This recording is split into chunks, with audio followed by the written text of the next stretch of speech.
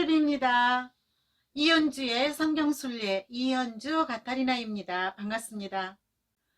코로나로 인해 모두가 어려움을 겪고 있지만 아기 예수님은 어김없이 우리를 향해 달려오고 계십니다. 성탄 축하드립니다. 그리고 코로나를 뚫고 오시는 아기 예수님의 축복이 여러분 모두에게 내려지기를 진심으로 기도드립니다. 우리는 지난 시간에 마르코 복음을 살펴보았습니다. 하느님의 아들 예수 그리스도에 관한 복음이 바로 마르코 복음이죠. 오늘은 알고 보면 재미있는 복음서 읽기 세 번째 시간입니다. 루카 복음을 함께 보도록 하겠습니다. 루카 복음은 작가적 필치가 풍요로운 복음서입니다. 루카 복음은 마르코 복음처럼 이스라엘 바깥에 있는 이방계 그리스도인들을 위해서 쓰여지게 됐는데요. 저번 시간에도 말씀을 드렸지만 초기 교회 때는 거짓 교리와 전승으로 신자 공동체를 분열시키기도 하고 사도행전에서 말하듯이 사나운 이립대 가운데 놓여있는 상황이 계속되고 있기도 했지요. 루카복음사가는 복음서 서두에서 밝혔듯이 예수 그리스도가 누구인지 알고 있는 사람에게 지금까지 알고 있었던 것에 대한 확인 작업으로 복음서를 쓰고 있다고 얘기하고 있습니다. 루카복음사가는 마르코 복음과 예수님의 어록을 토대로 해서 이렇게 이방계 그리스도인들이 알아듣기 쉽고 이해하기 쉽도록 복음서를 엮었습니다. 그리고 예화들을 많이 넣어서 정감적으로 그리스도를 만날 수 있도록 해 주었습니다. 마르코 복음이 쓰여진 70년에서 20년 후에 이 루카 복음서가 쓰여졌다고 보이는데 뼈대와 같은 마르코 복음에 아주 아름다운 살을 붙여서 풍요로운 복음서를 완성을 했지요. 그러면 루카 복음사가는 어떤 그림을 그리고자 했을까요? 구조를 한번 보면서 살펴보도록 하겠습니다. 도표에서 보듯이 루카 복음사가는 구세사를 3등분 하고 있습니다. 먼저 이스라엘의 시대와 그 다음으로 예수의 시대, 그 다음으로 성령의 시대를 구분하고 있는데요. 이스라엘의 시대는 예수님 오시기 전으로 끝나는 것이죠. 즉 세례자 요한을 마지막 예언자로 보고 세례자 요한이 이스라엘 시대와 예수 시대를 연결시키는 매개체 역할로 등장시킨다는 것이죠. 예수님 시대는 예수 탄생부터 시작해서 부활 승천까지의 시기를 말하고 있습니다. 예수님 시대는 루카복음서를 통해서 우리에게 전달해주고 있지요. 세 번째로 성령의 시대인데 성령 강림으로 새롭게 태어나서 구원이 온 세상으로 확산되는 시기가 바로 성령의 시기라고 루카복음사가는 생각하고 있습니다. 이 시기는 사도들에게 맡겨진 예수님의 사명을 완수하는 시기입니다. 그래서 루카복음사가는 교회의 구원사를 만나게 해주고 있습니다. 이러한 시대적인 구분은 이방계 그리스도인들에게 유다교와 그리스도교와의 구분을 명확하게 해주게 되었죠. 루카복음사가는 자신이 구분한 이 구세사의 바탕 위에 예수님의 시대라는 복음서를 엮었는데요. 복음서는 갈릴레아 활동기, 예루살렘 상경기, 예루살렘 활동기라는 구분을 가지고 써 내려갔죠. 즉 구세사를 시간적 이동으로 구분했다면 예수님의 활동은 장소적 이동으로 구분을 지었다고 보겠습니다. 그리고 이제 복음서의 서론에 예수님의 탄생과 어린 시절을 넣었습니다. 그러면 복음서의 내용을 보면서 메시지와 특징도 함께 보도록 하겠습니다. 먼저 예수님의 탄생을 보도록 하겠습니다. 마테오복음 영상에서도 말씀을 드렸듯이 복음서는 예수님의 전기가 아닙니다. 그런데도 루카복음사가는 독자로 하여금 예수님의 일생이 머릿속에 다 그려질 수 있도록 순서대로 구성을 했습니다. 사실 초대교회에서는 처음에 예수님의 탄생에 대해서 그렇게 깊이 생각할 겨를이 없었습니다. 워낙 예수님의 죽음과 부활과 구원의 메시지가 컸기 때문이죠. 교회는 예수님의 탄생에 대해서도 기록을 해야 할 필요성을 느꼈고, 마테오복음과 루카복음만이 전하고 있는 예수님의 탄생은 두 복음사가의 관점에 따라 좀 다르게 기록되고 있지요. 마테오복음은 예수님의 아버지 성 요셉을 중심으로 예수님의 탄생에 관련된 이야기가 실렸는가 하면, 루카복음에서는 예수님의 어머니이신 성 마리아를 중심으로 엮어지게 되었습니다. 루카복음의 예수님의 잉태와 탄생은 하느님께서 인간에게 구원자를 보내는 최고의 아름다운 만남을 기록하고 있습니다. 그러면 이제 갈릴레아 활동기를 한번 볼까요? 갈릴레아로 달려가 보도록 하겠습니다. 세례자 요한에게 세례를 받고 사탄의 유혹을 이기신 예수님께서 드디어 회당에서 복음 선포의 포문을 여셨습니다. 안식일에 회당에서 이사야 예언서를 펼쳐 읽으시고는 오늘 해방의 은총이 이루어졌음을 선포하신 것이죠. 이는 가난한 이들, 눈먼 이들, 억압받는 이들 등 묶여있던 상황으로부터 해방되었다는 기쁜 소식의 선포였죠.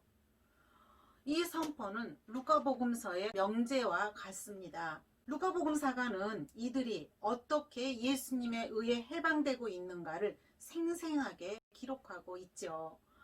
나병 환자라든지 중풍병자라든지 손이 오그라든 사람의 치유라든지 백인대장 종의 치유를 비롯해서 억압받고 있던 레이를 제자로 부르신다든지 하여 예수님은 해방자, 구원자의 모습을 드러내고 있지요. 한 예로 죄에 눌려있던 죄 많은 여자를 용서하시는 예수님의 모습을 만나게 되는데요. 그녀는 누구나 아는 죄인이었습니다. 그런데 그 여자는 더 이상 잃을 것이 없었고 용기를 내서 예수님께 왔던 것이죠. 그리고 그녀는 눈물로 예수님의 발을 씻겼고 자기의 머리카락으로 수건 삼아 예수님의 발을 닦아드렸습니다. 그리고 예수님의 발에 향유를 발라드렸죠. 그러나 여인의 이 행위는 예수님을 난감한 처지에 놓이게 했습니다. 더구나 여자가 머리카락을 이렇게 내놓는 일은 사실 남자를 유혹하는 의미도 있었기 때문에 이 행위는 매우 충격적인 일이었습니다. 바리사이들은 좋은 구경거리가 생겼죠. 이 여인을 예수님이 어떻게 하는가를 보고 있는 건 매우 흥미진진한 일이었으니까요. 그런데 예수님은 죄인임에도 불구하고 큰 사랑을 드러낸 그녀의 행위를 칭찬하십니다. 그리고 그녀의 죄를 용서하시죠. 그녀는 죄가 커서 많이 용서받았기에 많이 사랑할 줄 알았다는 것이죠. 그녀는 죄로부터 해방되었고 속박으로부터 해방되었습니다. 예수님은 이렇게 죄인들의 구원자이십니다. 갈릴레아에서 예수님께서는 이제 12사도를 뽑으시게 되는데 복음사가는 사도와 제자를 구분해서 적습니다. 복음사가가 말하는 사도는 갈릴레아 활동 때부터 예수님의 순환 죽음 부활 그리고 승천 때까지 예수님의 말씀과 행적을 목격한 목격 증인들을 사도라고 부릅니다. 예수님의 사건을 전부 목격하지 못한 사람들에게는 사도라는 말을 붙이지 않았죠. 바오로 사도에게도 루카복음사가는 사도라는 말을 붙이지 않고 있지요. 또 한 가지 특징은 예수님의 호칭을 주님, 즉 그리스말로 퀴리오스라고 한 것인데요. 루카복음사가는 신적 권능을 말하고자 할 때 이 주님이라는 호칭을 사용을 합니다. 예를 들어서 예수님께서 깊은 데로 저어나가 그물을 내려 고기를 잡아라 라고 베드로에게 얘기했을 때 베드로는 배가 가라앉을 정도로 물고기가 잡혀진 걸 보게 되죠. 그때 베드로는 엎드려서 주님, 저에게서 떠나 주십시오. 저는 죄 많은 사람입니다 라고 애원을 합니다. 베드로는 예수님에게 신적 권능을 느꼈던 것이죠. 이렇게 갈릴레아에서 복음 전파를 하신 예수님께서는 제자들에게 예루살렘으로 올라가자고 하십니다. 참 지도자를 만난 것 같은 제자들은 의기충천했지요. 예수님을 맞아들이지 않는 사마리아 사람들을 불태워버릴까요? 라고 하는 것만 보아도 제자들이 얼마나 사기가 치솟았는지 알 수 있지요. 예수님께서는 그런 제자들의 마음을 다독다독 하시면서 당신의 길을 가십니다. 이 길은 아버지께서 원하시는 길이었고 사람의 구원을 위해 걸어가야 하는 길이었습니다. 예루살렘으로 상경하는 길에 제자들과 예수님의 마음이 다르기는 했지만 얼마나 많은 얘기를 주고받았을까요? 루카복음 사가는 예루살렘 상경기에서 정말 감동스러운 예화들을 즐비하게 넣었습니다. 복음서에서 누구나 잘 알고 있는 얘기들은 대부분 예루살렘으로 올라가는 길에 제자들과 나눈 얘기들입니다. 내 이웃이 누구인가를 묻고 있는 착한 사마리아 사람의 비유, 의인 99보다 회개하는 죄인 하나를 더 기뻐할 것이라는 되찾은 양의 비유, 돌아온 탕자로 알려진 되찾은 아들의 비유, 또 부자와 라자로, 나병 환자 10사람의 치유, 예리코의 눈먼이의 치유, 예수님과 자케오 등 많은 부분이 바로 이 예루살렘 상경기의 예화들입니다. 복음사가는 이 예화들을 통해 예수님이 누구이신지, 그리고 예수님이 선포하는 하느님은 누구이신지를 아주 잘 보여주고 있습니다. 예루살렘 상경기의 예화들은 많은 화가들과 작가들에게 영감을 주었지요. 대표적으로 렘브란트의 되찾은 아들의 비유는 그야말로 세기적인 묵상 작품이지요. 유산을 나눠 가진 두 아들의 대조적인 모습도 묵상거리이지만 유산으로 받은 재산을 몽땅 탕진을 했든지 아버지 곁에서 재산을 지켰다며 투덜대든지 간에 두 아들을 다 사랑하시는 아버지의 모습은 하느님이 누구이신지를 금방 깨닫게 합니다. 루카복음사가는 참으로 자비하신 하느님 아버지의 모습을 이렇게 아름답게 그려내고 있습니다. 또 루카복음사가는 복음서 전체를 통해서 소외된 이들에 대한 지대한 관심을 보였는데요. 당시 소외된 자들의 부류는 가난한 이들, 불쌍한 이들, 여자들, 죄인들 등입니다. 이들에 대한 예화가 많을 뿐만이 아니라 소외되지 않은 이들이 소외된 계층을 어떻게 해야 하는지를 명확하게 보여주고 있지요. 사회의 하층민들에 대한 예수님의 사랑이 드러나고 복음이란 바로 이들이 사람답게 살 수 있도록 해줘야 한다는 것임을 보여주고 있습니다. 재물에 대해서도 가난한 이들과 나누어야 한다는 것, 그리고 재물이 가지고 있는 위험성, 곧 마력 같은 힘을 경고하고 있습니다. 이렇게 예루살렘을 올라가면서 많은 얘기들을 나누다 보니 벌써 예루살렘에 도착을 했네요. 예루살렘은 유다의 실권이 존재하는 것이고 로마의 총독이 있는 곳입니다. 그렇지만 무엇보다 하느님의 성전이 건재하는 곳이죠. 예수님의 예루살렘 성전에 대한 애정은 곧 아버지께 대한 애정이기도 하지요. 이 길이 죽으러 가는 길임을 알고 계시면서도 당당하게 예루살렘에 입성을 하십니다. 예수님은 과월절 축제에 참여하시려고 예루살렘으로 입성하시게 된 건데요. 사실 이스라엘 축제 때 나귀를 타고 입성하는 것은 위험천만한 일이죠. 이스라엘의 왕들은 나귀를 타고 즉위를 했죠. 그렇습니다. 유다 지도자들은 몰랐지만 예수님은 하느님 나라의 왕으로 입성을 하신 것입니다. 이스라엘이 멸망하고 거의 600여 년간 왕이 없었던 이스라엘은 나귀를 타고 입성하시는 분께 메시아의 모습을 보았던 것이죠. 그래서 열광을 한 것이죠. 호산나 호산나 호산나 하면서 말이죠. 그러나 이 환호는 예수님을 정치적인 죽음으로 몰고 가게 됩니다. 예루살렘 활동기는 이렇게 군중들의 환호로 시작하지만 예수님이 누구이신지에 대한 논쟁이 있으면서 상황은 역전됩니다. 유다 지도자들은 민심이 예수에게로 기울어지는 것에 정치적인 불안감을 느끼게 되죠. 그래서 정적이 되어버린 이 예수를 없애야 했죠. 예루살렘에서의 활동은 이렇게 예수님을 죽음으로 치닫게 했습니다.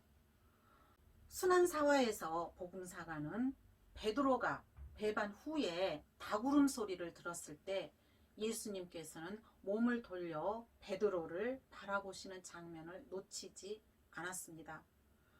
예수님과 베드로의 눈 마주침을 한번 생각해 보십시오. 베드로는 자신이 예수님을 배신할 거라는 예수님의 말씀이 생각이 나서 밖으로 나가 목 놓아 울었죠. 이렇게 예수님은 죽음을 맞이하셨습니다. 루카복음사가는 십자가형을 받은 죄인 중 하나가 이분은 아무 잘못도 하지 않으셨다라고 고백하는 장면을 기록을 하고 있습니다. 예수님은 억울한 죽음을 당하고 있다는 것을 이 죄인의 고백으로 알려주고자 하는 것이죠. 이 죄인은 예수님과 함께 낙원에 드는 첫 번째 사람이 되었습니다. 예수님이 죄 없는 분이라는 고백은 십자가 위에서 예수님이 숨을 거두셨을 때 백인 대장의 입을 통해서도 다시 고백되어집니다. 백인 대장은 정녕 이 사람은 죄가 없는 의로운 분이셨다라고 고백을 하지요. 그렇습니다. 루카복음사가는 죄로부터 해방시켜주는 예수님을 그리고자 했습니다. 죄는 자신을 속박할 뿐만이 아니라 사회로부터도 고립시키고 결국 영혼까지 병들게 합니다. 예수님은 이렇게 속박당하는 모든 것으로부터 인간을 해방시키고자 하셨습니다. 예수님은 죽고 부활하셨죠. 부활하신 예수님은 제자들을 만나는 장소를 갈릴레아로 잡지 않고 예루살렘으로 잡습니다. 엠마오로 갔던 제자들도 돌아오는 곳이 예루살렘이었고 부활하신 예수님을 만나는 장소도 바로 예루살렘이었습니다. 제자들에게 나타난 예수님께서는 예루살렘에서부터 시작하여 죄의 용서를 위한 회개가 그의 이름으로 모든 민족에게 선포되어야 한다. 너희는 이 일의 증인이다 라고 말씀하십니다. 예수님께서 승천하신 곳도 예루살렘입니다. 루카복음을 읽는 이방계 그리스도인들은 예수님께서 순환받고 죽고 부활하셔 승천하신 예루살렘을 그리워하게 되었죠. 예루살렘은 모든 그리스도인들의 고향 같은 곳이 되었습니다. 그분의 숨소리가 들리고 그분의 발자국 소리가 들리는 예루살렘, 주님께서 금방이라도 손을 뻗어 잡아주실 것 같은 장소, 그곳이 바로 예루살렘입니다. 이제 복음은 이곳에서부터 선포가 됩니다.